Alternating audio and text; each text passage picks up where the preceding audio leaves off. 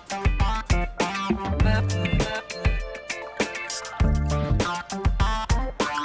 guys, dan selamat kembali ke Studio Sembang bersama saya Amelia. In the studio this week we have someone very exciting. Bakal upcoming performance dia dekat Good Vibes Fest 2023. Alamak, otak aku dah ke laut. We have Airliftz, ataupun lebih dikenali sebagai Alif. Yes, sir. So Alif, thank you so much sebab meluangkan masa bersama kita hari ini. Thank you. Pertama sekali sebelum kita mulakan episod hari ini, Amy nak kena ucapkan terima kasih sangat-sangat kepada Good Vibes Fest for making this partnership happen. I know for me, and I'm sure ramai peminat Alif kat luar sana tak sabar nak nantikan performance you yang akan datang dekat GVF. Ooh, that makes me nervous. Nervous ke? Nervous. Okay, so Alif, macam Yo. biasa, bila kita sampai dekat studio Sembang, soalan pertama yang kita akan tanya ke mana-mana guest kita is, childhood macam mana? What was your childhood like? Whew. Where do I start? You want a happy one or a real one? We always want the real one dekat studio Sembang. Okay. This is a tough question to answer because my childhood was a war zone. Yeah, it was super chaotic because I grew up pretty much my mom, a single mother, raising 5 of us boys. And it's crazy. I mean, to say a single mother is also hard because my dad will come by sometimes, but then when he comes around, it's can I tell you all this? Is all good? Yeah, all good. So when my dad would come, I mean, he's a deadbeat dad. And kalau korang tak faham maksud tu, it's bapak yang ada tapi dia tak ada. You get me? And when he comes back home, it was just a lot of madness going on, It's a lot of chaos up to the point which, bila my mom tak masak apa-apa because she was too busy taking care of the child, he would be like, kau buat apa Tak nak masak ke? Aku tahu, aku lapar. That type of situation, and you could see a plate just so my mom would be scared, So my childhood is dark in a way where, when you listen to my music, everything sounds so happy, but I feel like I need people to see the side of me that people never seen before or never heard about it before. My dad was abusive. There would be days where I could just see nonstop of him yelling my mom names, or kalau nampak dia macam get pretty physical with things. So to me, it was a lot of being scared. And, I remember there's stories of this was before I was born. My dad would sell a house, get married to another person, and my mom would just be there by the streets. But thankfully enough, my dad punya mom, my grandma, they took her in to take care of my mom. But then at the same time, she had to go through this kind of crazy questions of, this is what happens when you don't know how to take care of man. This is what happens when you don't know how to be confident and strong enough. I mean, my mom has a lot already. So for me, I remember being young. I remember being a kid when your dad comes to you with a katana down on your neck, saying aku tak nak kau ada. So I was a kid, what am I supposed to do? You know what I mean? What can I do? Just a kid, yo. Yes, I can be annoying, because I'm a kid, right? But then for you to be up to that point, it's that kind of builds my relationship with death. And anytime that death happens, I'm already. I hate that growing up, when people ask me, when people ask, what do you dream of when growing up? I don't hate that question. I wish, earlier, I did say astronaut, but that point of my time, my life, I didn't have the time to think about what I want to be. I just want to be able to live and take care of my mom. That's it. So, yeah, that was my childhood. It's just a lot of negative energy in the house that I'm thankful enough I have such a strong, loving mother who could direct me in a different light. So, yeah, it is that there were multiple police reports, that we lodged multiple police report towards my dad, because he would come around the house and, try to do something with my mother, or it's wow, it's wild. And when I was, even up until my teenage days, even until like the day before he passed away, even on the day when he passed away, I couldn't even drop a single tear because like I don't know what love is between me and him. And when I see a lot of people feel like, yeah, have a perfect home, perfect family, or like, yeah, this is my dad, it's my mom. And it's like, hey, this is my mom. What's your dad? Oh yeah, he's out there doing something. Yeah, I mean, only the real ones would know where my dad is at. Yeah. So yeah, it was multiple times at that, Yeah. getting a beating, or like the katana situation happens multiple times, up to the point like you've been doing this for a couple of years now, man. Like if you're ready, I'm ready right here. I even offered my neck to like, yeah, I'm waiting, man. Yeah. So like it wasn't a good one. I wish I could dream that time. That's it. So but still I want to be an astronaut. Maybe that's why. So I could just away Yeah. people. I guess that's the idea of an astronaut for me actually. Parents, Yeah. man. Yeah. I think yang susah ni kan bila kita dilahirkan, kita tak ada kuasa Yep. untuk pilih Yep. parents kita siapa. Yeah. Sebab I rasa kalau siapa-siapa pun dibagi peluang untuk Yeah. memilih keadaan yang kita berlahir, kita semua nak yang, Yeah, yang terbaik untuk diri kita. Yeah. Tapi maybe from my own experience with my childhood, I rasa macam kita takkan pernah ada kuasa atas manusia yang ada kat sekeliling kita. Betul. Only to ourselves.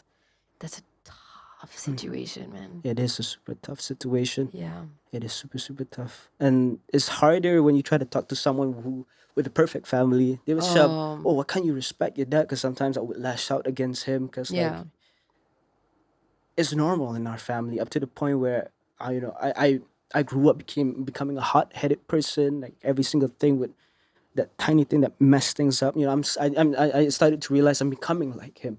So I'm like, shit, I gotta avoid this from happening. And talking to them is like sometimes just kills my brain because like, kau kena faham ni, bapak kau ni lah syurga kau semua. Like to me, try to live in hell with your father. Then you would know what hell is like. You wouldn't even know what heaven is. Yeah. Yeah. So, yeah, man, this childhood. I mean, there are good times. With my brother, I feel my brothers keep us strong. My brother was solely the breadwinner for the family. My second brother, 𝙒𝙊𝙇𝙊𝙀, they took care of my mom. So like, and I'm the last one, the baby in the family. Like, yep, now I'm here. I'm gonna try to do the same. So like, yeah, my dad. I don't know. I don't know what to feel about him, honestly. Yeah, but yeah, it's just all for my mom. So that's it. Yeah. I think it's not just people yang datang dari maybe macam diorang bertuah lah. Ada ibu bapa yang solid, keluarga kehidupan awal yang sangat-sangat solid. Faham. Tapi even orang yang ada kehidupan susah kan, kita punya pengalaman semua berbeza-beza. Betul. To understand apa experience you dalam childhood you, kan ada sesiapa kecuali adik-beradik you yang boleh faham. Sebab korang je yang ada dalam situation tu. That's true. Tapi maybe apa yang I boleh cakap daripada pandangan seorang luar yang tak ada time tu, tapi yang datang mungkin dari latar belakang yang not perfect. Yeah. Let's just put it that way. Yeah, let's just put it that way. Apa yang saya boleh cakap is situations like that akan menentukan karakter kita macam mana. That's true. Right? It's a curse and a blessing, actually. It is a curse and a blessing. Yeah. Kita tak dapat kawal apa yang orang lain buat kat kita. Betul. Kita kawal kita punya response. Oh, for sure. That type of situation is so tough. Yep. On a kid. So tough. Super, super tough. That is a hard thing. You feel powerless. Yes. Sangat susah untuk orang keluar dari benda tu, dari segi mental. Oh yeah, mentally is the hardest part. Sangat susah. Yeah. Untuk awak jadi seorang manusia dewasa yang cukup memahami emosi you sendiri, yang berkejaya. Yeah. Whew. Yeah. Itu adalah tanda mental strength yang sangatlah hebat, Alif. Well, I mean, it's not just. I think my family helped me that way up to the point which this is who I am now. So yeah, it is. Thank you. It means a lot to me because like I mean, everyone's still trying to survive up till this day. I'm still trying to get out of that freaking PTSD sometimes, and I mean, it gets to you. So it's Yeah, still Yeah. surviving. That's that. You want the real shit? What's that? That's gonna last the rest of your life. For sure. Yeah. That's not And- gonna go away. And I tak cakap benda ni as like a negative thing, right? Yeah. It's gonna be a challenge yang unfortunately you akan hadap, macam mana kita semua dalam dunia ni hadap kita punya childhood trauma. For sure. Tapi setiap hari yang kita dapat bangun, lawan benda tu dan memilih untuk fokus kepada apa yang akan datang, yang bakal kita dapat capai dalam kehidupan kita. Yeah. That's a win. That's a freaking win for Yeah. sure. You're winning on the daily, man. For sure. Yeah. Oh, Look at where you are now. I don't know where I'm at now. I'm in Studio Sembang for You're, sure. no lah. I mean like, brother, bukan dalam saat sekarang lah. But like in general. Oh yeah, for sure. In general. It's been a long journey of pain and learning how to recalibrate with life and love and all these kinds of things. I'm grateful with where I'm at now. I feel more at ease with it. There are times where it still gets to me, but now I've learned how to communicate or be aware of that. Yeah, so yeah, it's good.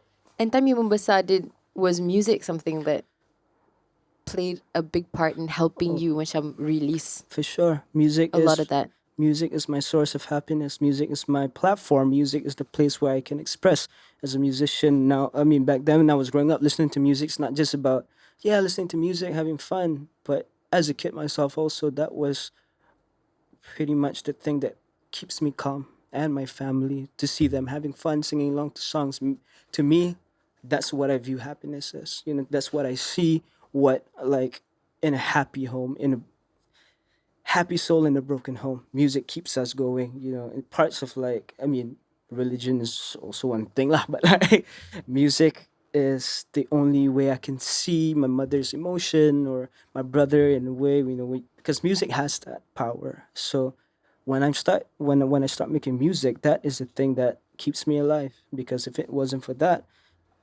I don't know where I'm gonna be at, honestly. Music is a lifesaver, you know what I mean? As a musician, that is my key.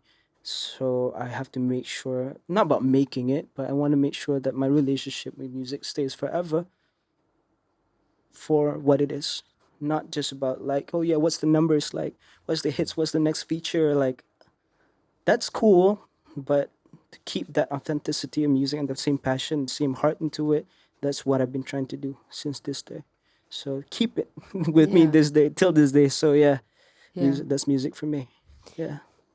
Sebelum kita sambung, Okay. because I have a lot of questions about music, how you got started into it, like where you decided that you like started writing music and semua tu. Yeah. Tapi sebelum tu I nak cakap tahniah Thank you. kepada awak for being brave enough to speak about your personal experiences in your life. Thank you. Kenapa? Sebab I rasa dalam zaman sekarang of like digital, social media, everything, di mana kita semua cuba nak menyampaikan version of ourselves yang paling perfect. Sure. Dia membuatkan manusia semua rasa macam jauh sikit from each other. Yeah. Apabila seorang macam you cukup berani untuk membuang semua benda tu, semua macam, I don't know, effort tu untuk jadi something that we're all not, just to get accepted by society, whatever reason yang wujud kan. You membuat ramai orang kat luar sana yang mungkin mengalami situation yang similar ataupun hadap benda yang sangat stressful dalam kehidupan dia, untuk rasa macam firstly diorang tak bersorangan. Through your music, with your experiences, mungkin diorang boleh cari a little bit of comfort. Hopefully. I hope that will help people. I mean, they helped me. And isn't that like the most impactful thing anyone could do, right? Yeah, for sure. Yeah, that's the biggest thing that someone could do. I guess. So kita nak sambung dengan soalan-soalan pasal music you pula. When did you first start writing music? I think like masa membesar with my family, I memang listen to a lot of music. So I remember waking up while my mom tengah vacuum and they can play ABBA songs or like Stevie Wonder. So it's like there's a lot of soul, there's a lot of some sort of what I say happiness in the family. So macam the reason why I chose hip hop, because I grew up listening to Too Fat, our legends Too Fat, lepas tu macam Bone Thugs and Harmony, so it just kind of runs in the blood. And I don't know, I remember when I was like 10 to 12, time tu memang macam I just want to rap people's song, you know what I mean? I was just Yeah. doing like rapping to Eminem or like Bone Thugs. It's like, yeah, just trying to belajar flow, cadences. Yeah. And then when I was 13, tiba-tiba macam like, okay, embarrassing story. I'm gonna share it to I love an everyone out embarrassing here. story. Let's go. So when I was 13, me and my best friend Khalif, kita orang cakap macam like rapping other people's songs. So Okay. we're doing like putting our covers out there on YouTube. You know, I was like super chunky back then. So I was just like, nampak macam budak mengaca, dia ni rap bapak power. And then like, yeah, we spent a lot of time doing that. So it's 13 too. Also, when I was 13, my homeboy is like, yo, you can make music. Like, you can rap very well. Why don't you make music? And I was 13, right? So it's that sounds hard, but Yeah. I'll do it. Okay. Yeah. So ever since then, which I go online trying to. I remember going on YouTube looking for music software to produce with. Then I found FL Studio. So time tu I memang start as a producer first. Belum I tulis lagu. When I was almost to 14, I baru macam tulis lagu.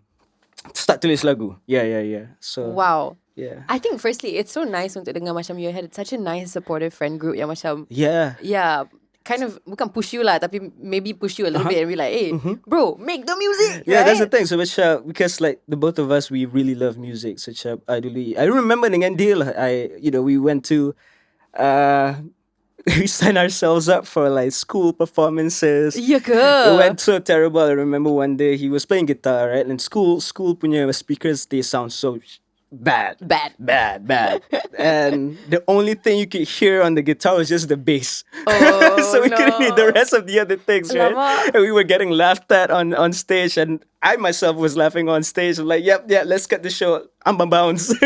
Okay, tapi dengan I guess as a performer, Yeah. kalau you dah lalui that performance, Yeah. you takkan rasa nervous for the rest of your career, I kan? still rasa Do you nervous every really? time. Yeah, every time I get Damn. on stage, I would still like shout, oh no. Yeah. Wow, I think it's kind of crazy also. Satu lagi benda pasal you adalah you belajar semua ni sorang-sorang dekat YouTube. Dekat YouTube, yeah. And then you taught yourself how to write from there. And then Yeah. you started writing, tadi you cakap umur 14. Yeah. So umur 14 tu, I ada nak korek rahsia lah ni. Okay. Lagu pertama you pasal apa? Oh, okay. Because Masih ingat tak? Ingat. It's to me, it's quite embarrassing because like hip hop and semua orang semua sibuk nak jadi real. So sibuk macam like who got the best bar, like who got the click. But I just tulis. I remember I was rapping about like, coming from the streets. You know what I mean? But I mean, it's the truth. But then at the same time, for a 14-year-old, bunyi dia macam corny. Dia cakap, siapa benda saya? Bunyi dia macam lagi besar dari badan. Macam cik ni budak ni. Lepas tu dia rap pasal masalah besar. Faham? Yeah. So Yeah. I'm 14, I was just rapping about that. And macam my friends, they're supportive, right? They're just, wait, fire. But then when you listen back to it, I still got the file in my old laptop. That when I listen back to it, it sounds super whack. Like, God, it was so bad. Tapi macam like, it was a process. I enjoyed that so much. I can imagine. So lepas tu you makin practice to write your Yeah. own songs. So you started with producing mainly kan? Was Producing your focus mainly, at the time? yeah. So dalam perjalanan ni, when you were in school and stuff like that, tapi you were writing on the side, you pernah tak terfikir yang benda ni satu hari nanti akan memang jadi career you yang sampai sekarang lah? Honestly, up until this day, I still feel like I'm chasing that still. Like, I don't know where I'm at with my music. So I'm just like, I know I'm working, tapi I tak tahu macam, am I really doing the work? You know what I mean? So like, it's a never-ending question to myself. Like, have I made it, or am I someone already with a music career? So tapi like, yeah, I remember when I was a kid, macam masa tu umur 17 SPM, and I remember telling my mom this, macam nak cakap, I don't want to make it to sound bad. It was during SPM, and my mom's like, okay, what do you want to do? Did you see your cousins macam jadi doctor, jadi lawyer? Asian parents. Typical Asian parents. Typical Asian parents. I love you, mom. we love our moms. If it's not for you, kita tak akan sampai dekat sini. Tapi pada masa sama, Yep. So we all got the same lecture, by the way. They all went to the same kursus mak-mak, Yeah. where they learned how to like. Yeah, so I remember my mom's like so angry at me. Do you think Alif kalau jadi musician boleh apa? Like, you can put food on the table? I was just like, yeah, I have to make it happen. Yeah. Even a day before SPM, like, my mom was so angry. Like, why are you still making music? I told her, look, Alif akan sengaja fail this exam just so that I can do what I really want. And I'm sorry, Mom, I love you, but this is what I really wanted. But those who's watching right now, please stay in school, do your thing, get your degree, get your masters, chase your dreams that you really Dia want to bagi chase. disclaimer, do not try this yourself Do at not home. try this because masa kita remaja semua rebel and semua macam Yeah. like not go against your family, your parents. Yeah. So I was in that moment because like to me, even after macam lepas sekolah pun, I was trying to find for a job but I couldn't because of Yeah. how I am. So like this is the only way out for me. Yeah. So even before school, I'm like, yeah, I'm gonna make sure this goes somewhere. So yeah, I'm very dedicated to it. I faham. Yeah. I think like maybe macam if I can share a little bit about my background juga, I sangat resonate dengan cerita you. I guess dari segi just from the perspective right of like not giving yourself another option. Yeah. You're like, I dah rasa macam this is what I want, and I think it's good to have that focus. Again, tak ada siapa nak encourage anybody to not pursue education. Please do Yeah, that. please do. Tapi pada masa yang sama, from my personal experience, I can resonate dengan apa yang you cakap because I pun berada dalam the same situation where I was like, listen, I don't have a backup plan, but at the same time, I faham sangat pasal entertainment, especially I guess on my end is that I knew that like, especially sebab I perempuan, career I sebagai seorang pelakon takkan macam lama sangat. So I'm like, I'm going to take this time to really see if I can make it work or not. Yeah. So dalam fasa tu, I know you were posting a lot on YouTube, as you mentioned, also Yeah. SoundCloud. Yeah. Do you remember really you first like published like one of your original songs? And apa perasaan you time tu? Did you feel nervous to release it? I didn't expect anything. That time macam I just like, hey, if I put it out on SoundCloud, kalau ada seorang dengar pun, I mean it's good for me. Like I didn't care about like the numbers. I just do it out of love, I really, it's my passion. It's my baby. My music is my baby. So it's bila I letak my first song dekat SoundCloud. Yes, I can't lie, I was super nervous. I mean, I try to tell myself not to expect anything, tapi it went well. It went really like super well. Like before, like the first official song that we properly recorded was back when I was 16, 17 with Jin Hackman. Yeah. Tapi sebelum tu I memang dah tulis lagu on SoundCloud, and funny enough, like because I couldn't afford to get a keyboard, so I had to produce anything on like the computer keyboard Like your itself. computer. Yeah, and then like I had to record it dekat iPhone punya mic. So that's the only way I could do last time. But alhamdulillah, like Jin saw that and he's like, Jin noticed that, wait, let's get you in the studio, let's do it proper. So ever since that, it just changed my whole thing. Change your whole thing kan? Yeah. Okay, super interesting. I nak tanya juga pasal writing songs and Yeah. like macam mana sebenarnya untuk producekan sebuah lagu dari perspektif you. So what's like your system? You cari macam beat dulu ke? You cari macam lyrics dulu ke? And apa macam tema dalam kehidupan you yang utama yang you find your ilham, so to speak? Faham. Usually bila I tulis lagu, I always try to find the melody first. Sebab untuk what I believe in music, macam the melody yang akan resonate dengan orang. And lyrics, I mean the first thing is lyrics lah, but then the melody is so important because kalau lyrics dah power, tapi kalau melody still like macam going haywire, then orang macam, how do I listen to this? You know what I mean? So I can usually start off with go on YouTube, just finding for like YouTube beats. Lepas tu I cuba just write on top of that. Kalau tak, memang susah nak try tulis lagu without the beat. So I would spend my time finding the melodies on top of someone's beat, and then I try to recreate the similar vibe. Not to recreate the same thing that they put out, but like to recreate whatever I feel. So yeah, that's my process when it comes to writing music. And bila macam in terms of topic, I kadang-kadang fikir, it depends on my mood, depends on my emotion, because music is that, right? So I akan cuba. Sometimes I could just be, I boleh duduk dalam studio for like 4 or 5 hours, just not do anything, listen to the beat until I really feel it. Macam, okay, now it's time to write. Yeah. Okay, so berapa lama proses ni, Alif? Well, what process? The process of like writing the song, the melody, all of this whole thing. It depends though. Sometimes it can just come up really quick. Yeah. Sometimes just being in the studio for 5 hours and tak buat apa-apa. Because like to me, when I write music, I want to make sure that it resonates with people. I mean, nowadays it's different than that, but like for me myself, I would do that a lot. Yeah. I selalu rasa mungkin sebab I datang dari latar belakang yang similar, tapi Faham. tak seberapa sama. Sebagai seorang pelakon, I sangat kagum dengan musicians. Oh, Sebab why is that? Because let me explain. Yeah. Sebagai seorang pelakon, Aha. bila I masuk set and I kena berlakon, contohnya kalau ada scene sedih, Aha. and then I menangis, lepas tu I balik rumah, I macam okay, pasang Love Island. It's like bye-bye, right? Tapi untuk musicians, konsep dia macam sedikit lain. Sebab kadang-kadang korang membawa dari dalam hati dengan emosi yang sebenar untuk menuliskan lagu ni. And then dalam proses yang korang launchkan benda ni, lepas tu buat marketing pula, emosi yang sama tu mengikut lah sampai hujung life cycle sebuah lagu. Betul. So I think it's like really interesting. Sebab I'm sure that whole process must be quite an emotional one for you guys. It is. Sometimes it's just there's no emotion involved. Sometimes ada emotion. Sometimes macam mungkin time I tulis lagu ni, emotion tu ada. Lepas I dah marketkan lagu ni 4 bulan dah rasa macam dah tak ada lah. Tak nak dengar. Okay, faham. Yeah.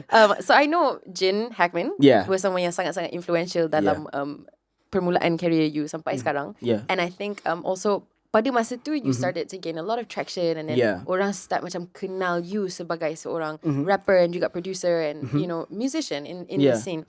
What was that process like for you? Was it nice to finally have your music, not finally, but like to get your music to a place where like it received the sambutan yang memang sepatutnya dapat for your work? It's crazy. I mean, the love is real. But let me share your backstory lah. So when I was 16 tahun, I signed up myself for this open mic by Raising the Bar. Shout out Jen. I signed myself up for Raising the Bar. So Jen was he's the founder of Raising the Bar. Okay. I 16, I memang tak expect macam I just wanted to rap. And crazy enough, there were like cool rappers in front on on stage.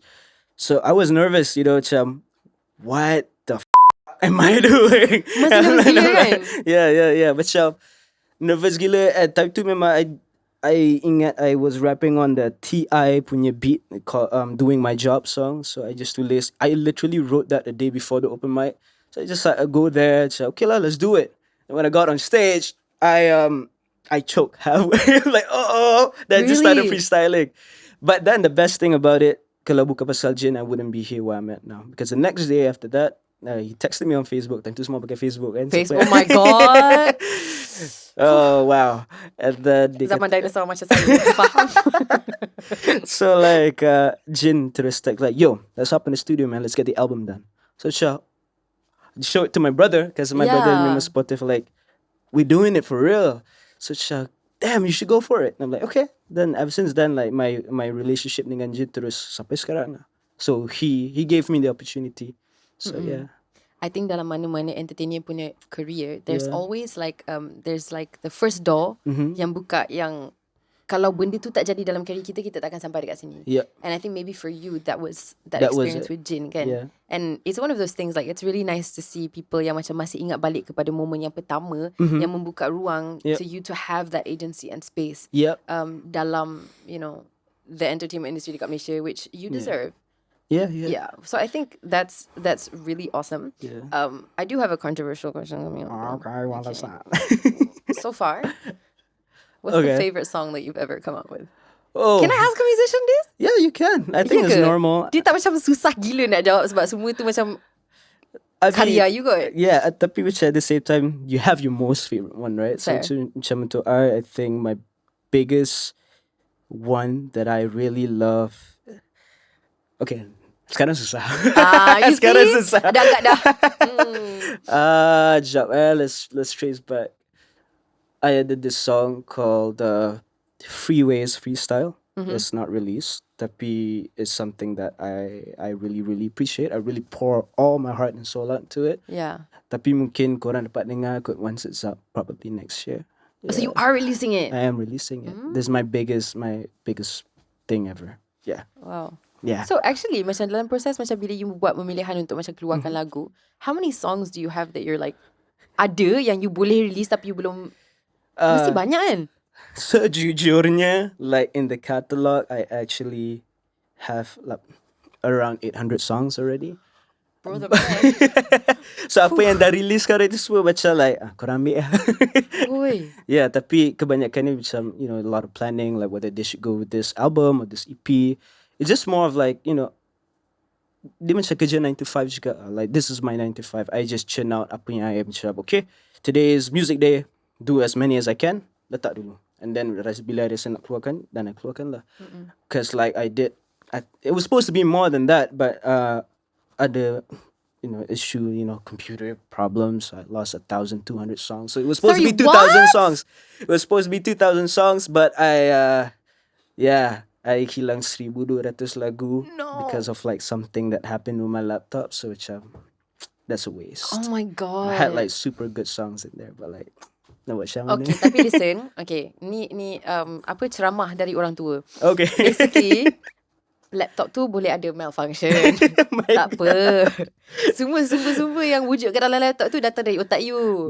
Otak you masih function, bro. You're fine. Tapi still macam, you put so much time into it. No, I know. Hilang. Dia rasa sayang kan. Yeah. So it's tak apa nak buat macam mana. So I'll just create more. Actually, you're just making space in your hard disk. Yep. To write even more fire bangers. Yep. I just see it that way now. Not really, but like Not really. Dalam hati macam masih sakit, tak apalah. Okay, let's talk about a fire banger yang you baru je keluarkan. Your latest release, Princess Bubblegum.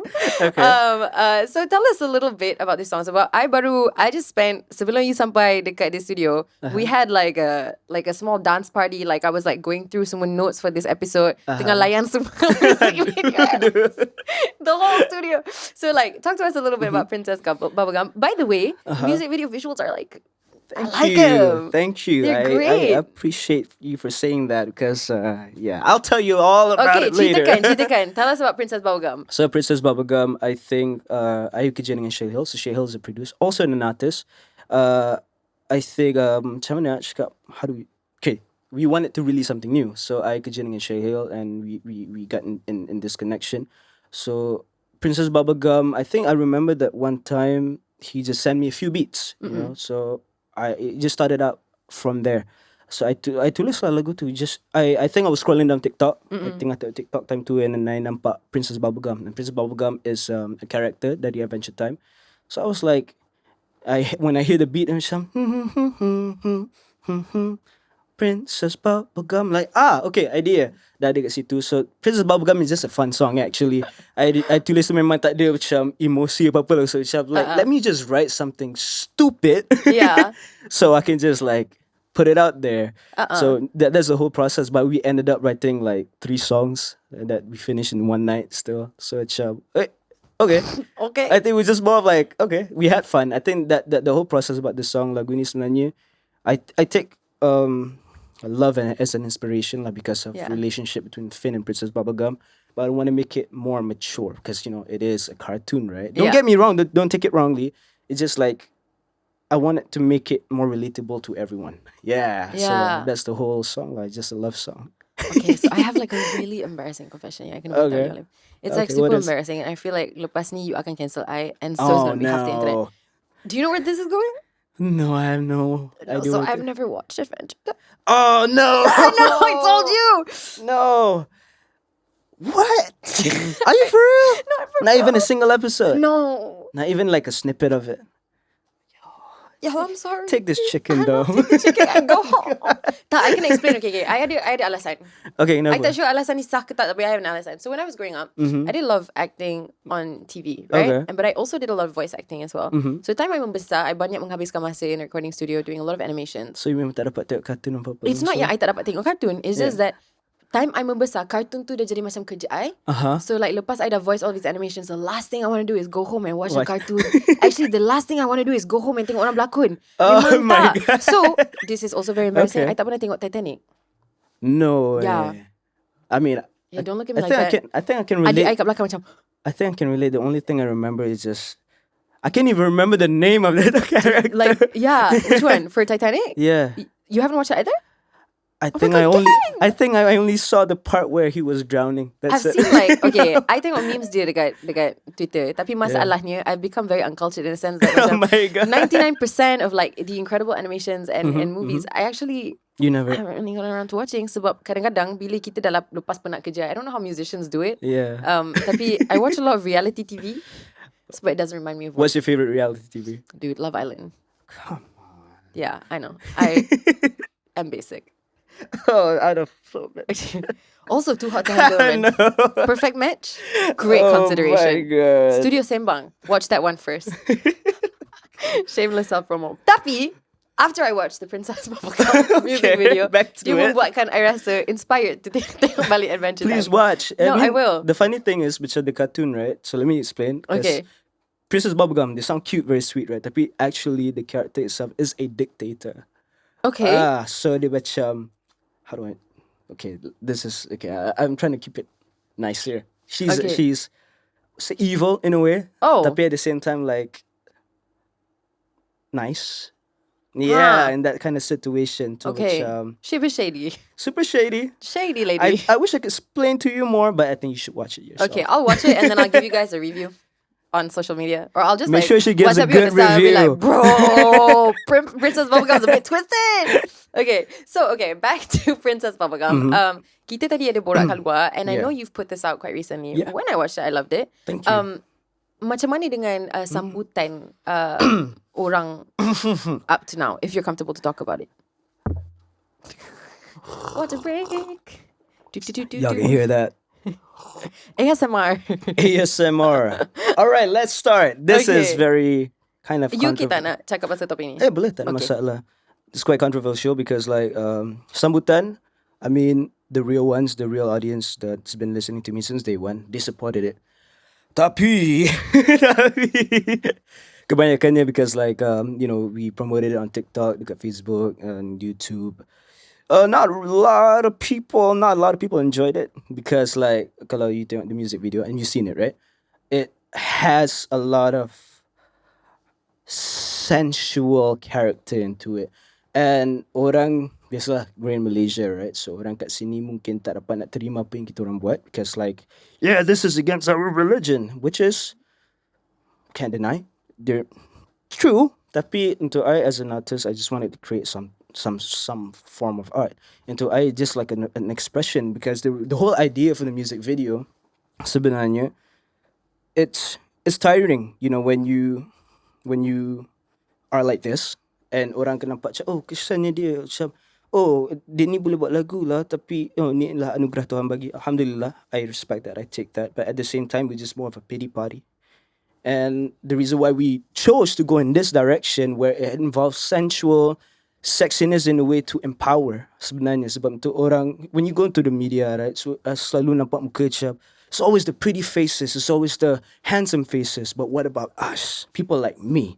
So I decided to take this step untuk macam let's do something that people will get angry about, people will pay attention, not because like to make people angry, to put this into like kind of a normality, like people like us also can fall in love.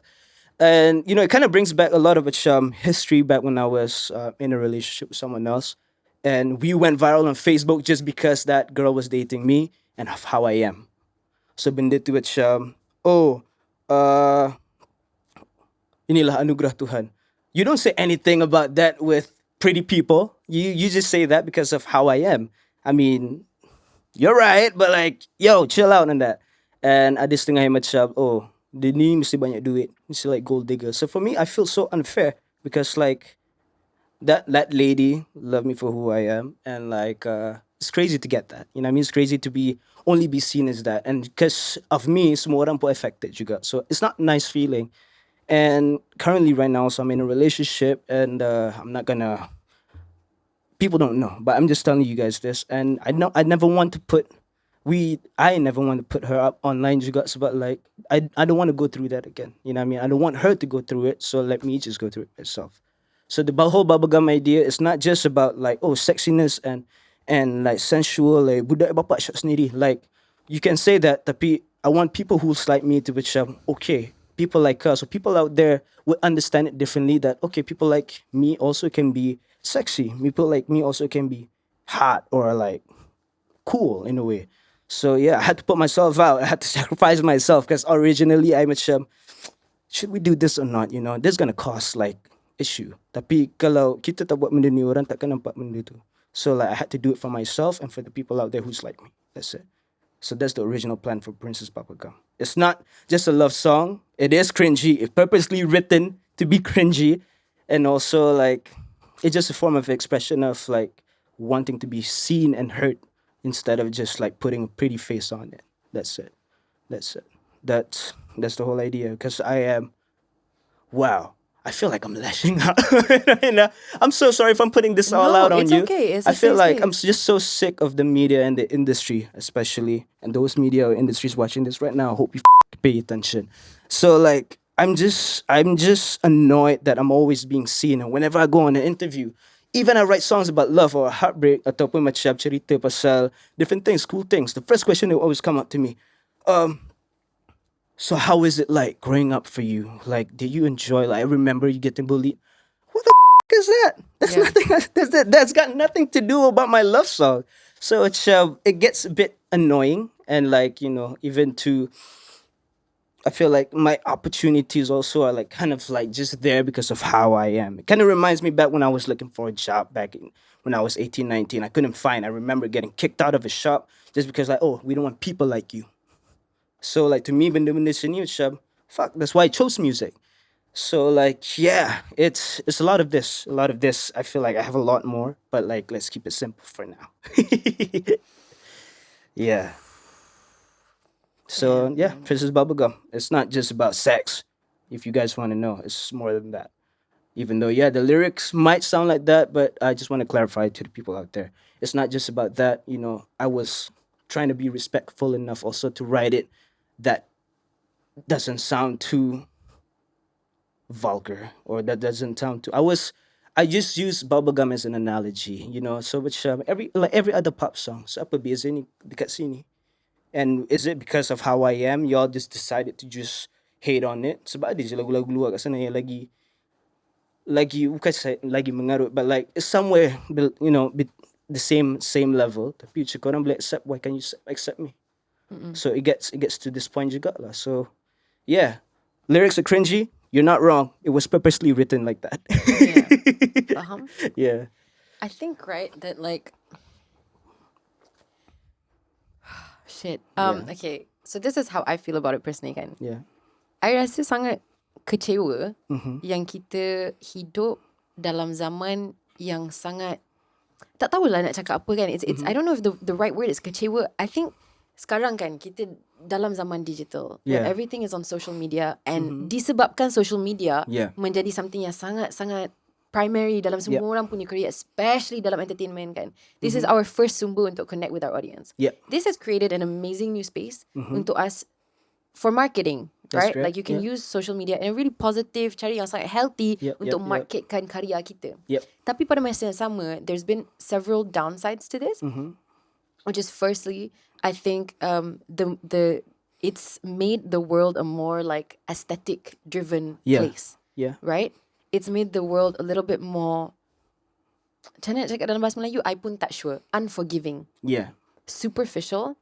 And also when it comes to media and cara traditional media reports, bukan nak kenakan semua media kat luar sana, tapi Yeah. I pun pernah kena. Yeah. Macam mana you dah kena. And I rasa semua orang yang berada dalam industri ni, we've all been on the receiving end of some unfortunate terrible stuff that's been written about us. Yep. But it's also because semua benda yang boleh disensasikan ataupun like people's attention spans are getting shorter. They just want whatever that they can create yang macam akan menjadi klik yang paling hangat yang orang akan boleh baca, which is tak semestinya apa yang pernah keluar dari mulut you ataupun not something that you even want to talk about or share. And I just feel sad yang kita berada dalam this period of time where kita hadap benda ni. But at the same time, I nak cakap props to you juga. Thank you. Yeah. Props to you also. We're all trying, man. We all tried for sure. Tapi I think like I can't imagine that it must have been easy, right? But at the same time, apa yang you buat sekarang is so necessary, Yeah. right? Yeah.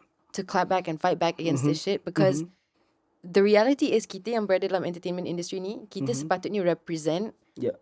everyone yang dengar ataupun tengok apa yang kita wujudkan. Yep. And realistically, you need variety, you need diversity, you need representation, Yeah. right? Yeah. And if it's For not sure. 2023, then when? Yep. That's the thing. For I sure. feel you. Yeah. So props to you, man, for like, Well, yeah, we just, making the shift. I'm trying my best as an artist because like I I don't just see myself as an entertainer. I see myself to like not would say advocate, but like macam to prove a point juga, to set a statement. Sebab kalau tak, you always gonna be seen as, like for me personally, I'm always gonna be seen as that chat boy first before the artist, which to me triggers me a lot because like I know berapa banyak masa and energy yang dah letak kat dalam my process, tapi orang tak nak focus on that. And then let's take Princess Bubblegum as an example. I know I was doing something real, but people never want to pay attention to it. People never want to credit me for the things that I've done. Tapi bila lagu sini keluar, semua macam terus pay attention. Asal lagu ni bodoh sangat bunyi dia.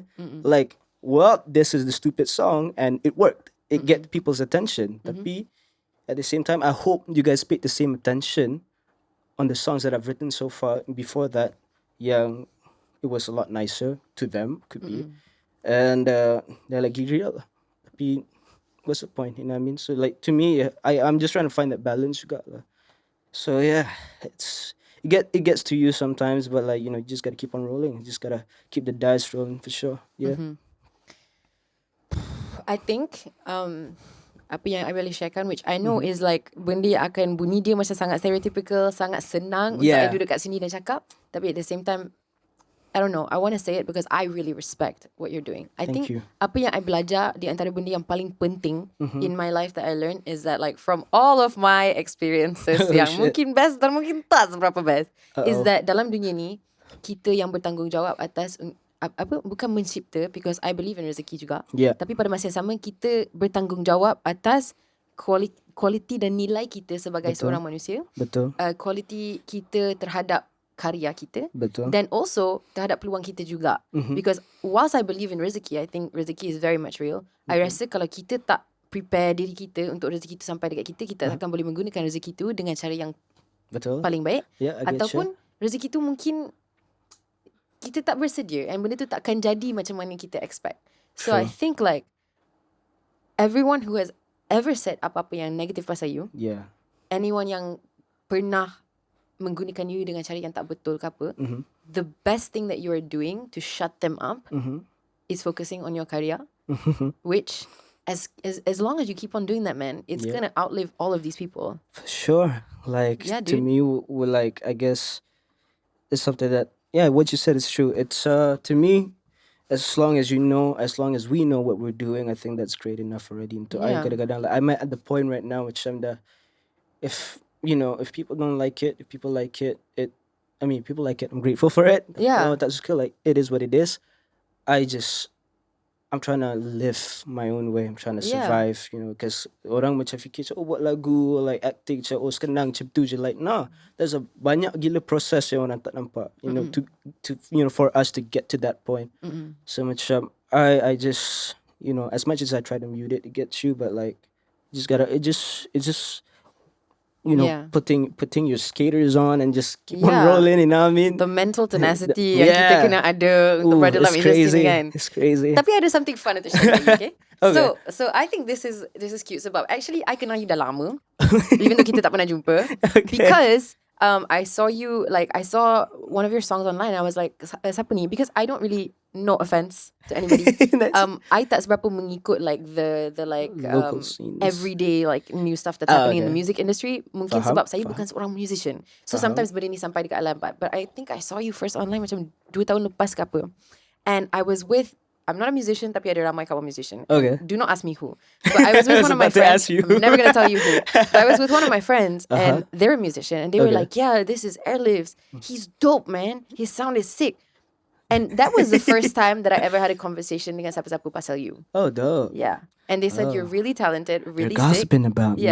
But it wasn't gossip. It was really positive.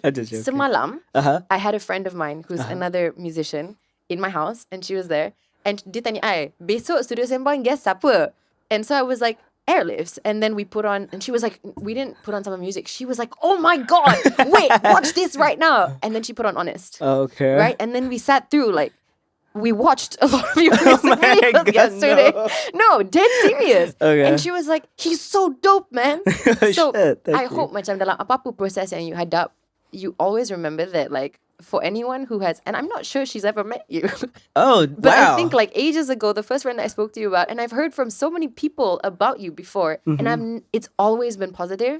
That's good to about hear. bakat you yang Thank sangat you. besar. Thank And you. Appreciate everyone that. has the same thing to say. And these are people, bukan orang yang macam fake profile dekat social media, whatever. These are real people Yeah. with their real hustle, Yep. making music in the same space as you that Yep. have nothing but incredible things to say about you and respect for you. I respect that. Thank you so much. I Yeah. appreciate that a lot. Yeah. Thank you, Amelia's friend. Yeah. I'm gonna text her that I told you this after. She gonna be like, girl, keep my name out your mouth. Tapi this is the true thing that happened yesterday. That's crazy. And I just hope that dalam apa-apa proses yang you Yeah. hadap, this is the stuff that keeps you going. Yeah. Sebab I rasa macam it's one thing as an artist untuk macam sebarkan music you untuk peminat-peminat you. Betul. Tapi untuk dapatkan hormat dan really macam Yeah. kebanggaan dari rakan-rakan Yeah. se-industri tu. It's mad. Yeah. Yeah. You did that. Thank you. That's crazy because like to me macam I dengan music punya community, I respect, I love everyone. I have no beef or no whatever kind of drama. So macam I also kind of an introvert, so I tak tahu pun benda jadi kat luar sana. I don't know who's talking about me, who's listening to my music. So hearing this really makes me happy. So thank you. I'm grateful for that. Appreciate it. Tapi I rasa karya you yang paling banyak bercakap on your behalf. Karya apa yang Does banyak? that make sense? How do you say that? There was a butchered that direct translation. Your work speaks for itself. Oh, okay. Yeah. Oh my god. All right. Sis cuba. Okay, anyway, you get it? I get it now. I get it now. On behalf of you. Lali. Cancel Emilia. Cancel Baba. Saya tak berapa boleh.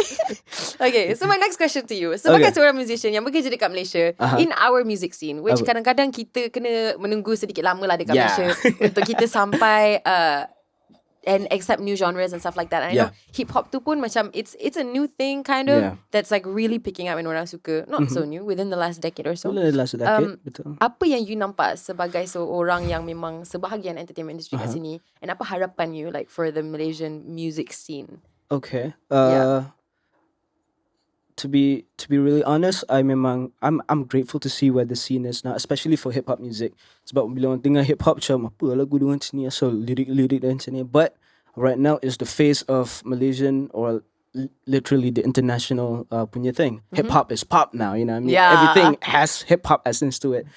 I think, but in Malaysia, I feel like it has been growing so well. Like shout out to the boys from Selatan, Forest Park Boys, budak-budak ni yang dah macam bawa it to a different Next level. Because I remember back during macam 2016 when I buat lagu hip hop, orang macam kenapa tak bunyi macam dia ni? Asal tak bunyi macam dia ni? Asal lirik dia macam ni? Because like that time I was doing trap music. So check out Malaysia time tu macam ada a few lah macam we got 𝙁𝙃𝙄𝙎, got Crazy Sound yang time tu tengah cuba nak elevate kan music I know hip hop. Crazy Sounds. Oh, you know Crazy Sounds? 𝙁𝙃𝙄𝙎. 𝙁𝙃𝙄𝙎. Yeah, back in 2016 I tengah buat lagu situ. Orang macam, because for me when it comes to making music, I always try to elevate first. Yeah. It's not about like, I'm gonna be popping out there. It's more of like, how do we direct Malaysia punya sound into something new? Because to be honest, I mean, from what I hear lah, from my own personal listening stuff, right? Yeah. In terms of sound, time to which everyone just kept doing the same thing. And Malaysia is so famous for their ballads, right? Oh, and I love I it. love Malaysian we're ballads. good at it though. They're good at it though. Ballads kita memang power. Malaysians are super emotional people. Nampak sangat. Tapi Tapi hip hop is a super emotional genre juga. it is.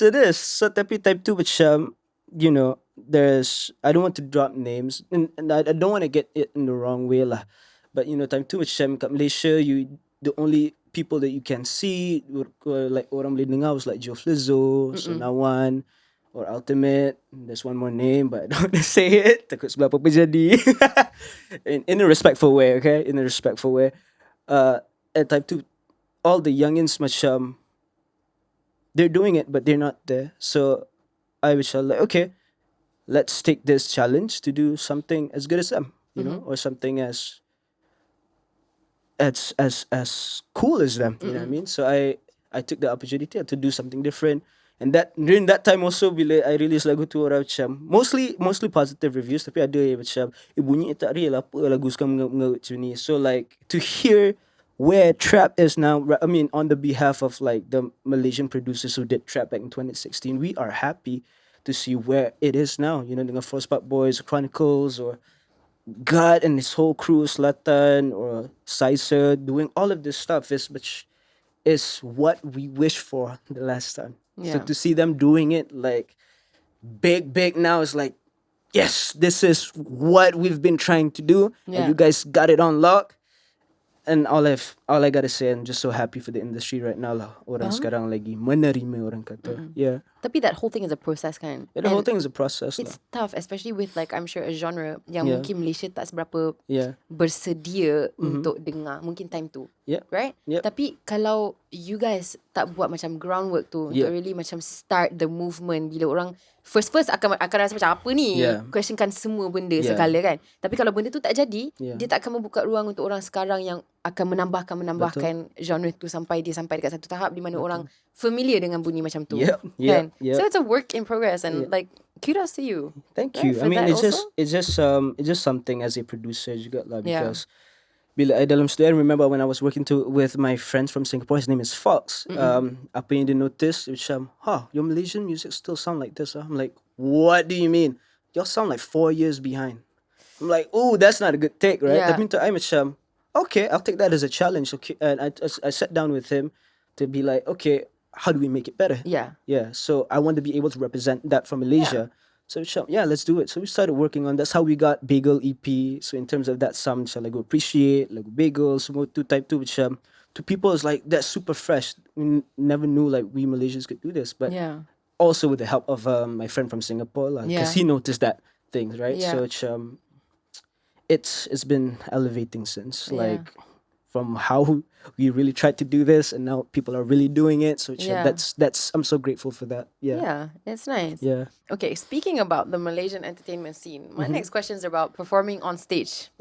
Aha. So, soalan pertama I Okay. is, do you remember kali pertama yang awak perform on stage? Okay. Was it macam zaman-zaman like gitar dekat sekolah yang macam speaker? That's one of it. Okay. Itu yang macam memang tak proper lah, yang bukan professional work. Okay. Tapi like Tapi sebagai Airliftz. sebagai Airliftz, I think time tu kalau tak salah. Oh my god. Now I remember.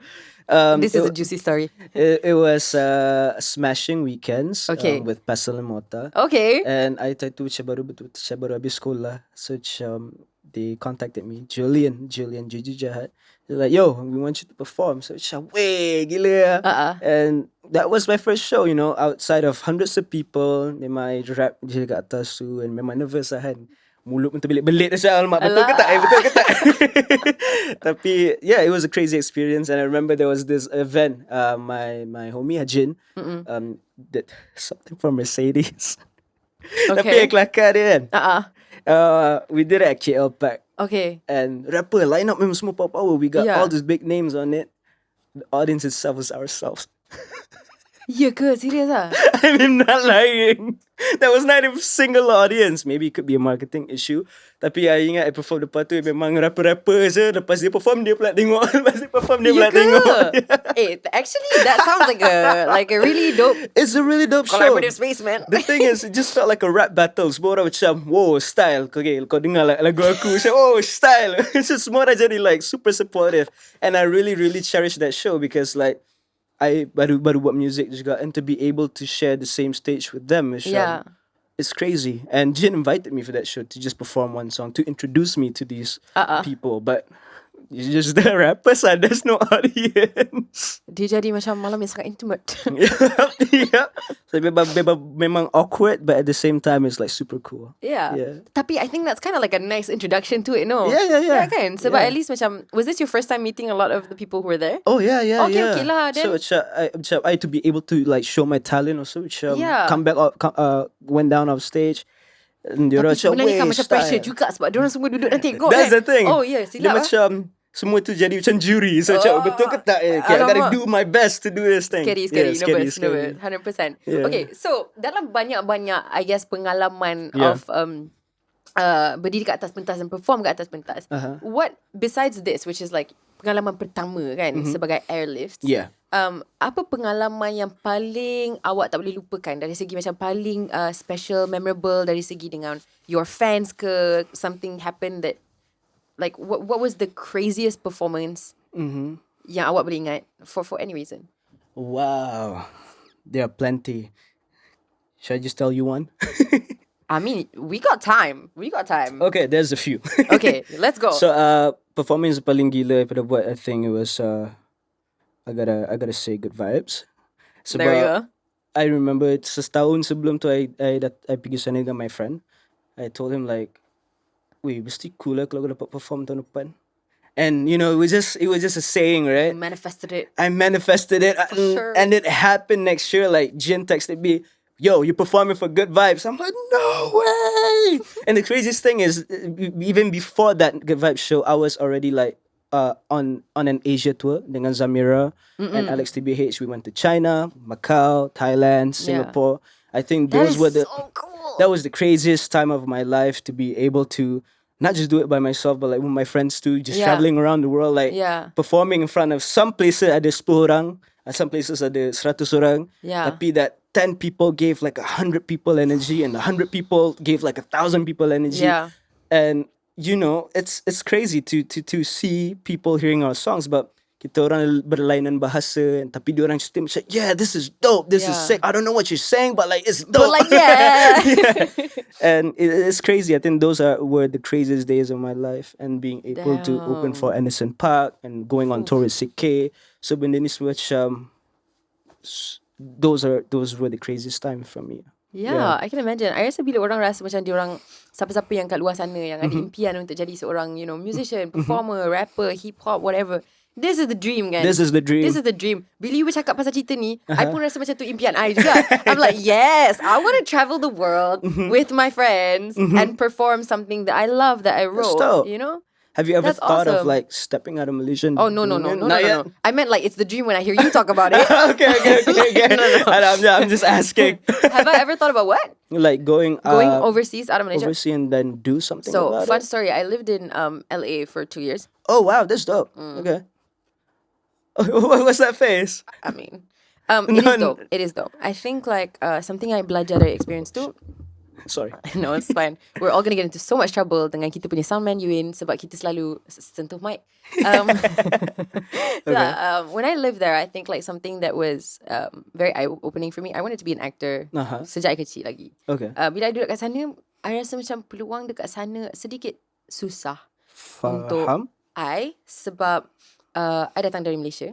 So dari segi macam legality and getting your visa semua tu sangat-sangatlah susah. Yeah. Back to the stories about persembahan, kan. So your next one upcoming. And we're going to talk about this sebab persembahan ni kalau tak silap dalam macam seminggu 2 dari episod ni keluar. Seminggu 2. How do you feel about it? Good Vibes Fest 2023?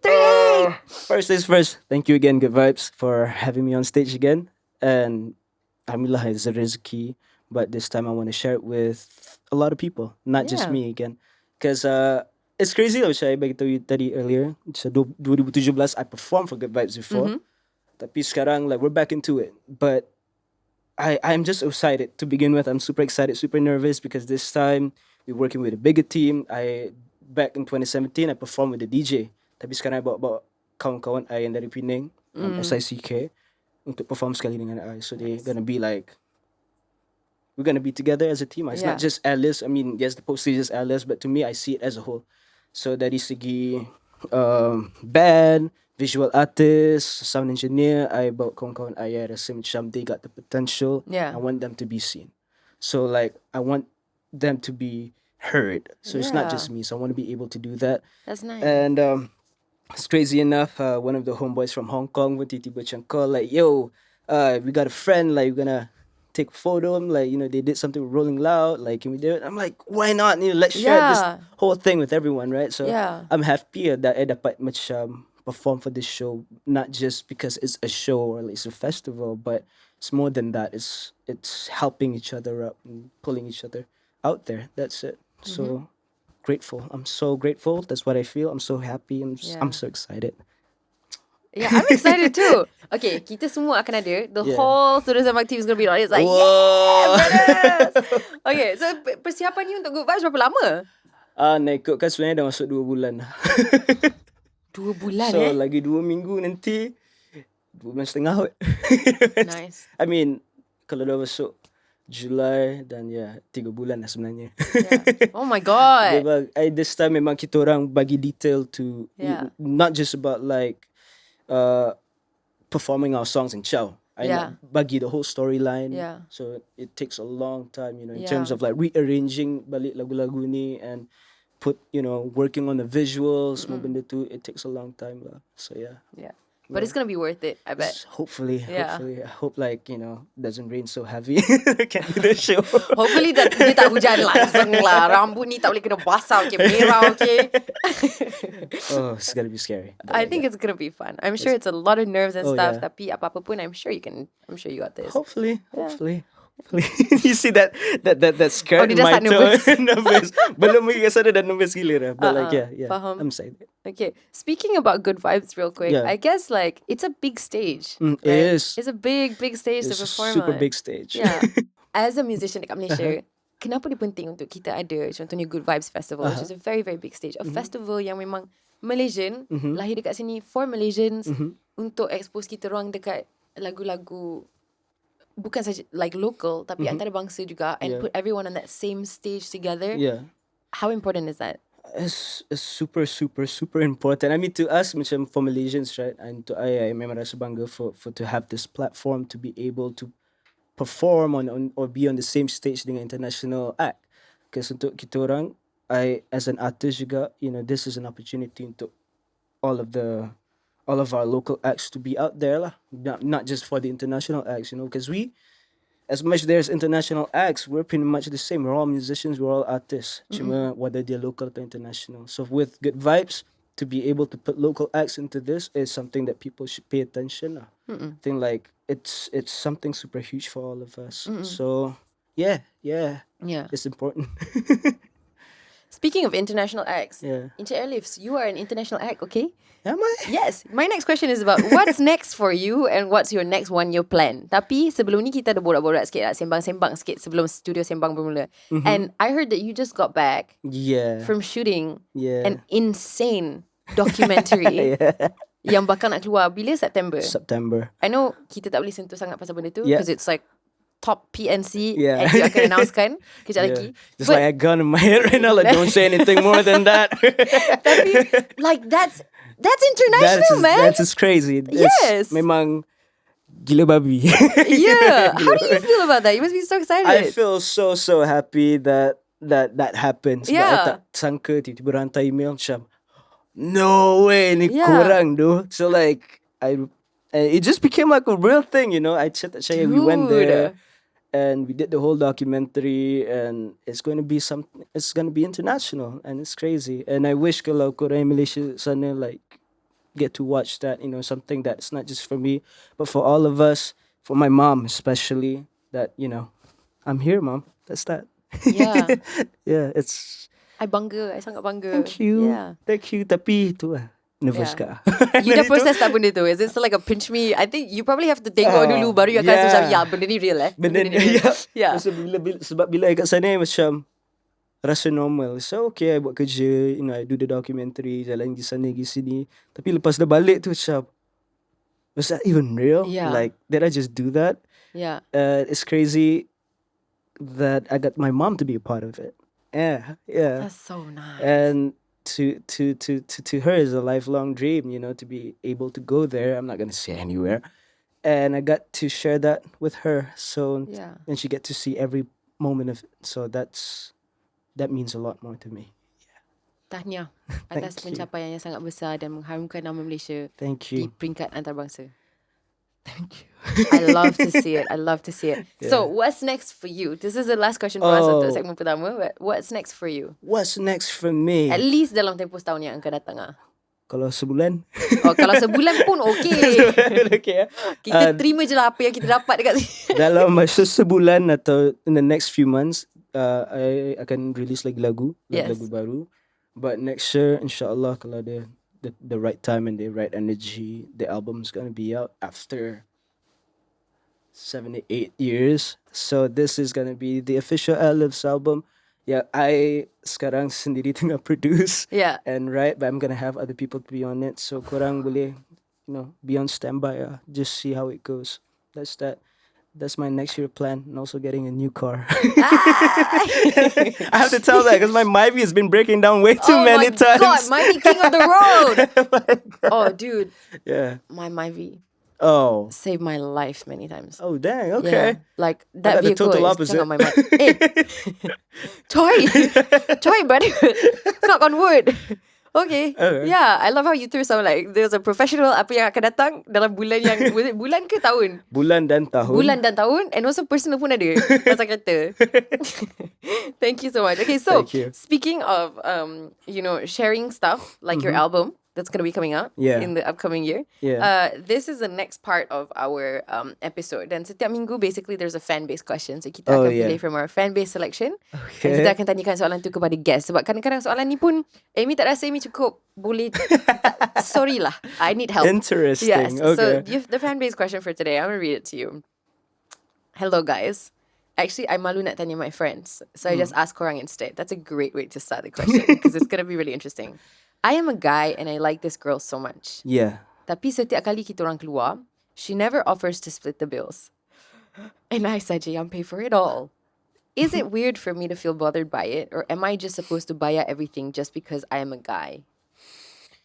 Whew. This is a hot topic. This this is a hot topic. topic. Hot take. Damn. I've seen this on Twitter before. Sweating, that's how hot it is. Okay. Macam mana You start ni? first. Oh, jangan lah. I'm gonna put it Jangan on you bagi first. balik I. Tak, okay, masalahnya kan. I need more context, friend. Yeah. Yeah, I think like for me kan, mungkin sebab I'm gonna be 28 this year, guys. My belief is siapa yang ajak orang keluar patut bayar. I think that's fair. I think it's kita fair. dah jumpa macam jalan tengah yang okay. For me, my opinion, sebab Alif tak bagi I chance langsung dekat sini, dia suruh I jawab dulu juga. I think that like for me lah, on dates that I've been on in the past, I think the first date, if the guy wants to get to like, that's fine for me. Tapi I takkan selesa kalau I keluar dengan orang yang sentiasa bayar Faham. untuk I. Faham. Bukan sebab I don't believe in like people being a gentleman or whatever. I'm definitely the least pick me girl ever. I'm so difficult. Don't worry about it. Tapi apa yang I rasa is like maybe cara I membesar kan. Like what my mom told me is you takkan nak rasa berhutang dekat siapa-siapa. Betul. So for me, that's the principle behind it. I just don't want to feel like I owe anyone anything. And so I guess like if you're just starting to date somebody, like I'm fine paying the bill because I can afford my own lunch or dinner. You know? I mean, I second on that. Like for into I macam I think like you said, I think it needs more context. I because guess. into I as a part like let's say if I'm were to go on a date with someone, like I don't mind paying it for them, unless they like, hey, why don't we split the bill? I mean, it's nice to have someone to split the bill, because like that's macam nak cakap ah? I don't need. This is so scary. I'm scared to answer, y'all. To make it a lot easier, I don't see it as a problem unless you yourself has a problem with that. Yeah. Macam kalau the partner feels like, I don't have enough, it has to be in more context. Like they don't have Kita enough, I tak would cukup give them. You know what I mean? Yeah. And kalau rasa dia nak like pay, like pay for the next one, macam okay. And even if they didn't, I just do it out of love. Yeah. Sebab like, hey, I wanted to share this world with you, so why not we? I can if I still can afford it. Yeah. It wouldn't be a problem. Like, yeah. I've been in this position where I was super broke. My partner was also super broke, but we try to make the best out of what we have. You know. So like, hey, we don't have enough, but we want to have something good, so let's split the bill. So you need to have this communication lah juga. Yeah. So for that person who's asking, you should have this communication. Yeah. Not just about like asking some random people. You yourself need to ask someone that you're dating because they need to see who you are, and you gotta let them know, these type of things. I feel like that's always the issue with relationships. People don't communicate enough, or people are scared to communicate. It's just that. So, but for me, I've learned that, and it's an easy going process. Yeah. Tapi I setuju. I think apa yang you cakap tu sangat menarik. Actually pendapat kita tak relevan langsung untuk membantu dia. Dari segi everybody akan ada their own opinion pasal this topic. Betul. Kan? So kalau you dah rasa macam you're so bothered Yeah. that you asked us this, obviously this is something yang bothers you. And Yeah. maybe kalau you macam tahan-tahan dengan something yang bothers you in anything in a relationship, whether it's splitting the bill or something else, that's not so healthy for you. Yeah, it's gonna build up resentment inside you. That's not nice. That's not nice for you or the partner that you're dating with. Yeah. So maybe think about that and whether it's something that really bothers you on that level. Yeah. Because if it is, you communicate. Communicate. Yeah. Yeah, for sure. See, this is why you write love songs, man. Yeah. Because you got the answer. I guess so. He got the answer. Thank you for coming to my TED Talk. There we go. Okay, speaking of TED Talk. Hey guys, it's Amy and it's time for a quick break. Okay, so Amy ada something yang sangat exciting untuk announce. Studio Sembang is one of the official media partners for Good Vibes Fest 2023. So, dengan collaboration ni, kita nak bagi korang peluang untuk menang 2 free general admission tickets to Good Vibes Fest 2023. Okay, so here's how you do it. We're only going to have one winner yang akan menang 2 tickets, and it's very simple. Just repost mana-mana content episode Airliftz to your IG story and letak dekat situ 3 of the acts that korang paling tak sabar nak tengok dekat atas pentas Good Vibes Fest yang akan datang nanti. Jangan lupa untuk letak your profile to public so kita boleh tengok IG story tu, and follow and tag at Studio Sembang and at Good Vibes Fest as well so we can see your posting. Okay, all the best. Nanti bila kita dapat winner, we will DM you directly, so make sure to check your DMs too, and we hope to see you at Good Vibes Fest 2023. Okay, it's time to go back to the show. All the best, guys. Okay, we're going to go into the rapid fire, which is definitely nothing to do with TED Talk at all. Okay. That was my very attempt yang paling pathetic untuk buat segue yang cantik. Again, cannot be a freestyler because of this, bro. Okay. Okay. So this is the rapid fire segment. Rapid fire ni hangat. Okay, apa You dia? ready ke tak?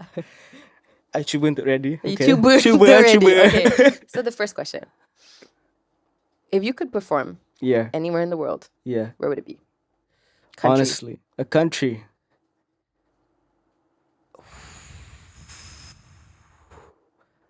Tough. It's supposed to be rapid fire, right? Yeah. Dia tak rapid langsung. Rapid fire ni tak pernah rapid. This is the least rapid fire yang pernah wujud. I guess I gotta say Japan. Japan? Japan. Because like, you know, they have kind of this culture in terms of sound yang I minat. So yeah, I want to try and go and do that and see whether they like my kind of sound too. Yeah. Yeah. Yeah, I think it's cool. Music adalah satu benda yang macam sejenis language yang kalau orang tak faham pun apa yang perkataan ni pakai tu, they understand the music. Yeah. So Transcends language. Japan. Yeah, do it. Yeah, super fast, man. That was super rapid. Tak rapid at all. Lepas tu kita bagi ceramah, lepas tu kita discuss pula jawapannya macam tak ada rapidnya. Okay, the next one. Okay. Kalau awak dapat peluang untuk collaborate dengan mana-mana artis dalam dunia ni, who would it be? Oh wow, rapid, right? Again, tak rapid. Again, tak rapid. Big Sean, Kendrick Lamar, J. Cole. Who else on the line? Blast, Bryson Tiller, Kehlani, Doja Cat, and the list goes on. And the list goes on. Okay, sebab ni tak rapid. Sebab soalan ni semua deep. Okay. This is not rapid at all. If there was a zombie apocalypse. Yep, I got it. I got the answer. The soalan yang tak rapid. If there was a zombie dang it. apocalypse, Uh-huh. what would be your strategy untuk survival? What would be my strategy if there's an apocalypse? Yes. But like specifically zombies. Zombies. The first thing I would do. Oh, that's tough, right? Because we're in Malaysia, Kalisham. We're in a different side of the It's country. a bit humid here. Yeah. Running from zombies might be quite tiring. Dang. I think I would go to find for resources first Yeah. lah, dari segi permakanan. Yeah. And like water. Water is a must. That's my first thing. Cause First like, stop, 7-Eleven. 7-Eleven. For sure. KK Mart, 7-Eleven. KK Mart. Y'all the lifesavers. Yeah. Oh. Yeah. Kalau Family Mart order sedap Tapi Tapi dia kalau tak dah tahan macam tu dah basi lah. I mean, I'm being too detailed right Yes, now. very detailed. Oh Okay, my so God. first stop, pergi convenience stores. Lepas tu, And then balik rumah. balik rumah makan. Aduh. Wow, I would go and maybe I would go home. Tapi I would set things up dekat rumah because like, you know, first things first, kalau zombie, you probably need weapons. And learn different things so much. I mean, that time technology confirm dah tak ada. So you got to figure out a way to do it primal. So I kena belajar benda-benda situ balik lah. Macam nak panaskan buka api pakai kayu ke. So taking time to learn that. Time tu tak ada YouTube tutorial lah kan. So kena like you gotta know what to do. It's crazy, right? So you gotta learn before that even happens. You gotta go on YouTube tutorials and learn how to start a fire. It's crazy. Or we can just go get the Oden. You're really thinking about that. Happen. Okay. Maybe I'm hungry, entah. Anyways, the next question is, kalau you boleh bawa 3 benda to a deserted island, what would you bring? Wow. A pillow. Okay. Can you imagine being in an island and sleeping on the sand? That's annoying, right? Yeah, I bet. So, a pillow. Yeah. Logik juga. Tak pernah ada orang jawab macam ni. Yeah. I'm being too specific right now. No, it's good. I love it. Okay, so pillow. A pillow. Blanket. I don't care about the blanket. We got the big leaves there, so you can just use that. The leaf. Banana leaf. Mosquito sprays. Boleh. If you're sensitive to mosquitoes. Yes, sangat. Yeah. Okay, you don't want to die off of that. Yeah. So, the third thing is,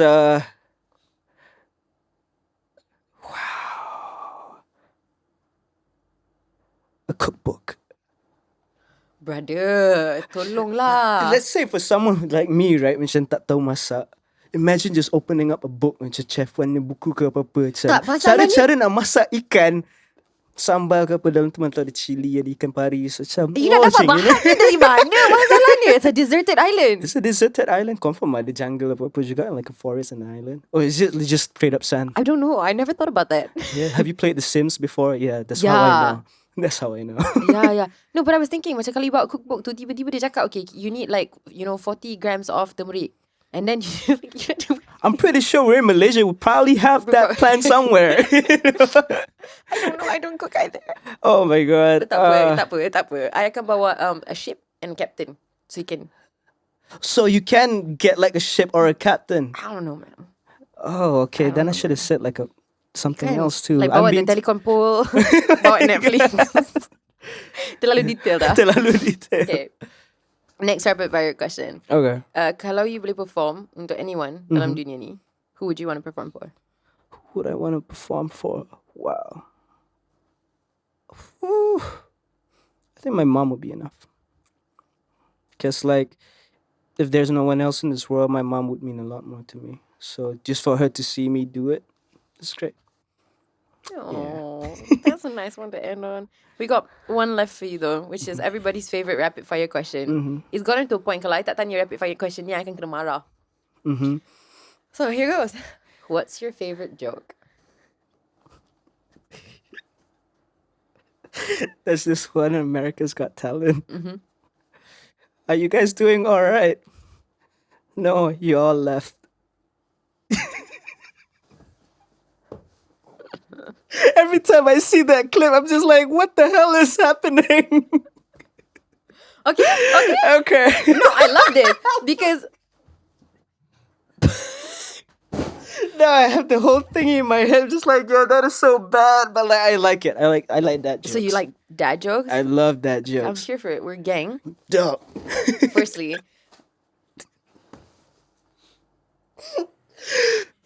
No. Okay, we're good. This is what's your favorite dad joke? I feel like I'm looking at myself because like every week on Studio Sembang, after I ask the guest a joke, it's my turn to give a joke, and then I can bagi the joke, and then I'll start laughing at it, and the guest is just like. So it's like this is my redemption arc. Hari ni. Damn. So yeah, I got a dad joke for you. Okay. Hit me with your dad joke. Okay. What's your best dad joke you got? I even started. Oh man. Which singer? I'm gonna keep a serious Which face. singer is the quickest at using the sewing machine? Wait, sorry, what again? Which singer is the quickest at using a sewing machine? Who? Which singer? Taylor Swift.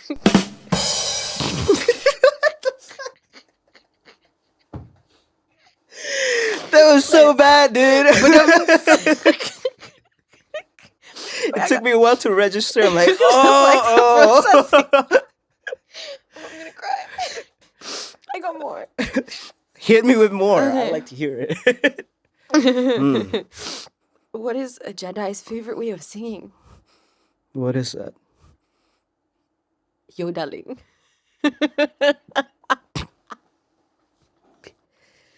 It's almost there. No, it's there. What do you mean? No, it's not Get there. it, Yodeling.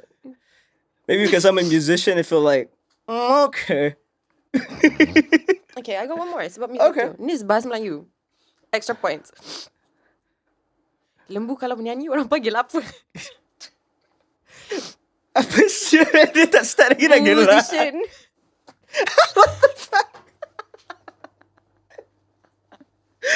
Oh man. Okay, that was, I did not expect get that. it? I get it. I think my sense of humor is broken now, so anything just hits me straight. But that's a good one. No, tapi I rasa macam I letak that you know, the more I think about this segment dalam studio Sembang kan, I rasa macam it's supposed to be very awkward for my guests sebab I'm giving the joke and then diorang semua rasa macam terpaksa nak gelakkan joke ayah hamba. I'm just cracked. That's it. It's okay, same. Okay, so kita dah sampai unfortunately dekat penghujung of our episode today, which is a shame because I really enjoyed this. Thank you. Me too. Yeah. Likewise. Thank you so much for spending time with us. Tapi sebelum Thank you for kita having me tamatkan here. episode ni, no, thank you. Is there anything yang awak nak cakap as like a last word to semua peminat-peminat you kat luar sana?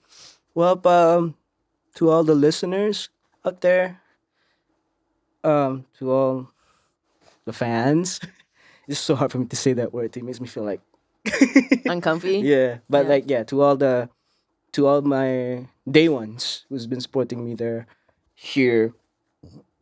Excuse me. It's okay. That's not what I wanted to say. What I wanted to say is thank you for believing in whatever I do. Thank you for giving me the opportunities to be who I am today. Because if it's not because of you guys, I wouldn't be doing anything right now with music. Wouldn't be here talking to Amelia. So thank you everyone out there for shining the limelight on me. That's something so real. It's surreal. It's unreal. So yeah, love you. Thank you. I'm so proud of you. And all the best untuk semua benda yang akan datang dalam masa Likewise. depan you, and tahniah atas all of the stuff that you've accomplished so far. Thank you.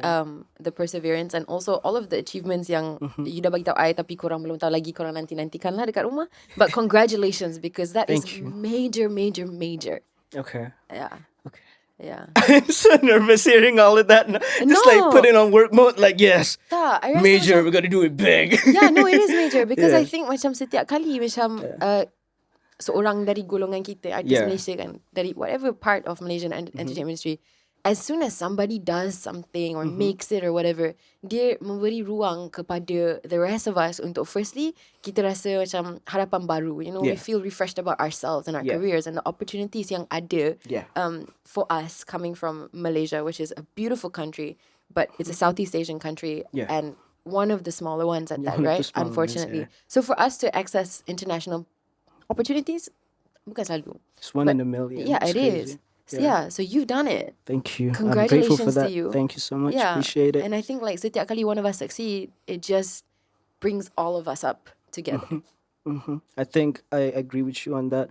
You know, because like in Malaysia, it's we're small and the scene is too small. So the least we could do is help each other up. Yeah. And to be able to have this opportunity, I wanted to represent from where I'm from, where I'm at, who I am.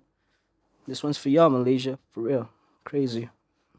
Thank you so much for spending time with us. Thank you. Yeah. Jangan lupa that if you guys want to catch Airliftz perform live, you can do that at Good Vibes Fest 2023 happening mid-July. See y'all there. Memorize the songs.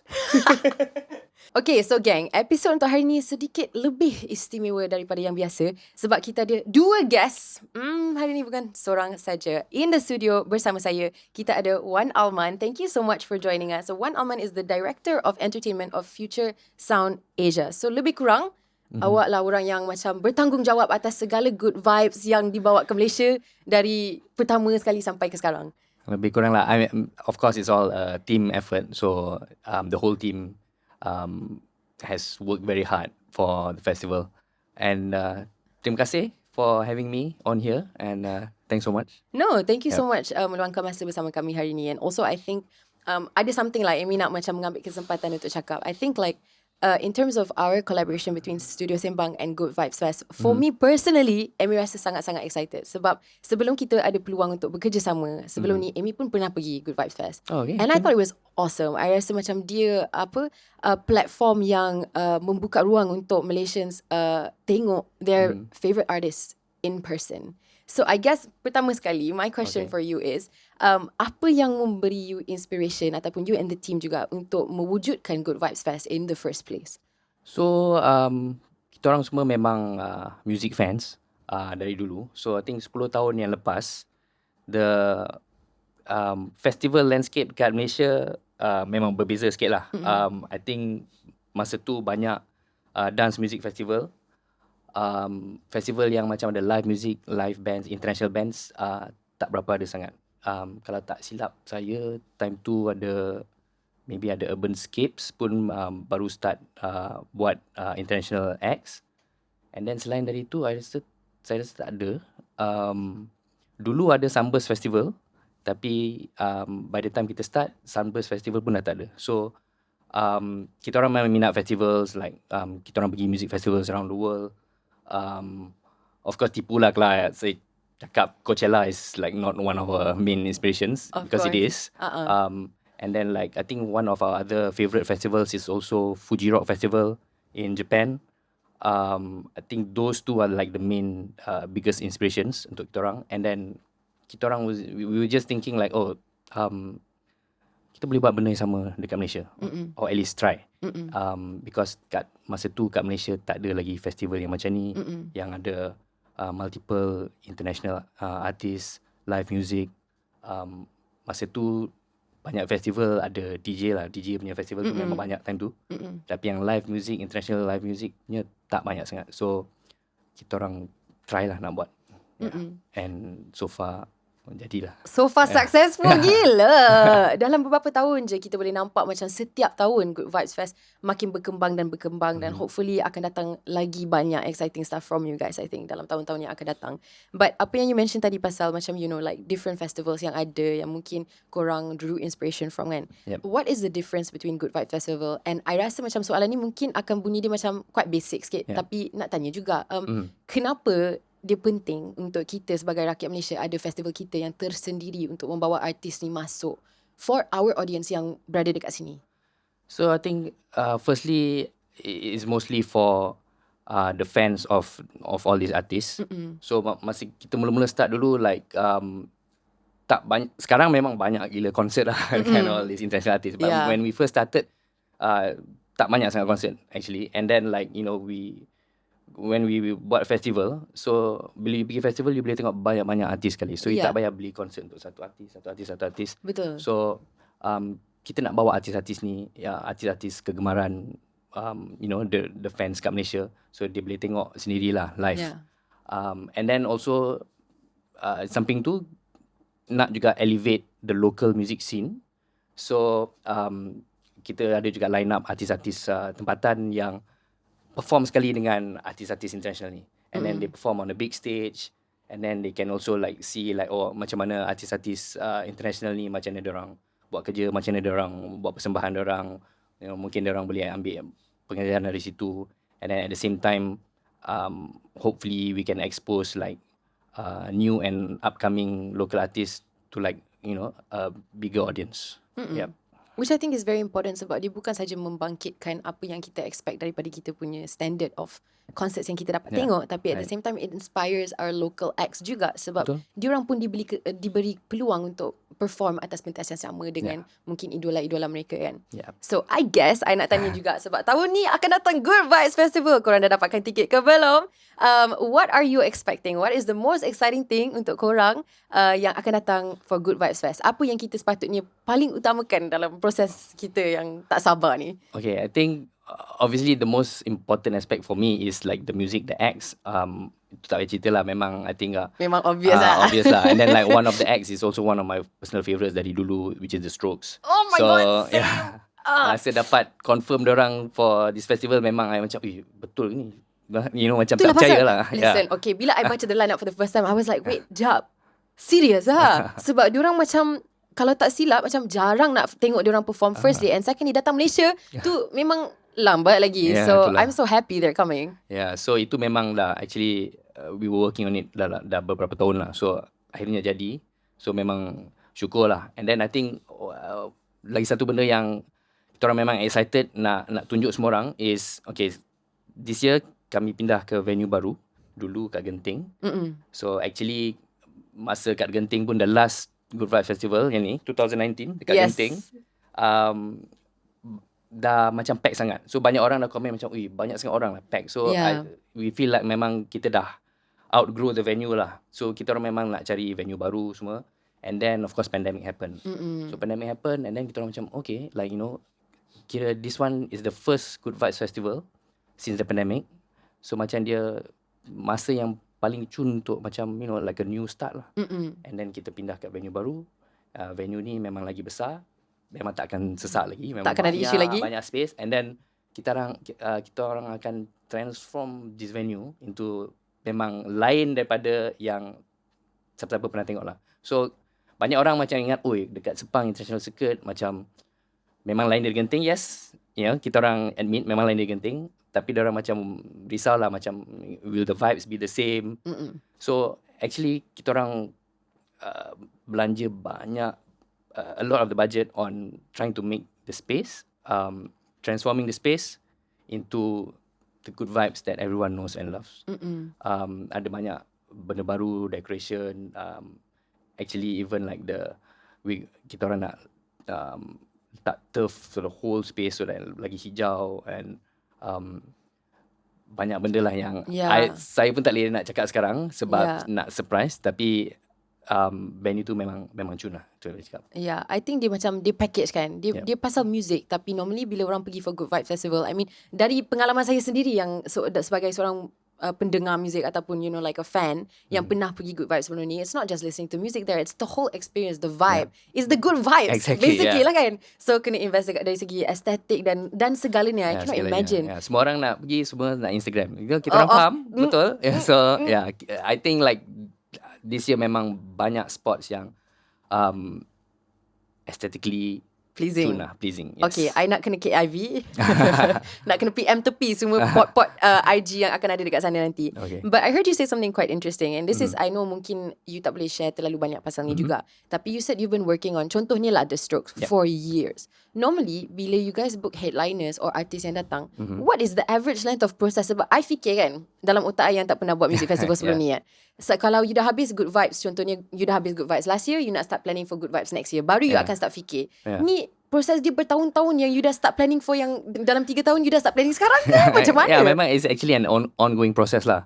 Wow. So actually now pun kita orang dah fikir pasal siapa nak bawa next year, because kita orang pun always kena have our ear to the ground, tengok artis mana will be touring, artis mana yang will be in the area, and then artis mana yang kita nak, and then kita orang kena tanya awal-awal, sebab kalau kita tanya lambat nanti artis tu dah kena book. Faham. So banyak proses dia lama lah. Yeah, I'm sure the liaising part quite susah kan. Tapi okay, so I rasa macam I terpaksa tanya soalan ni juga sebab I ada nampak macam beberapa orang menaikkan soalan ni, especially dekat social media kan.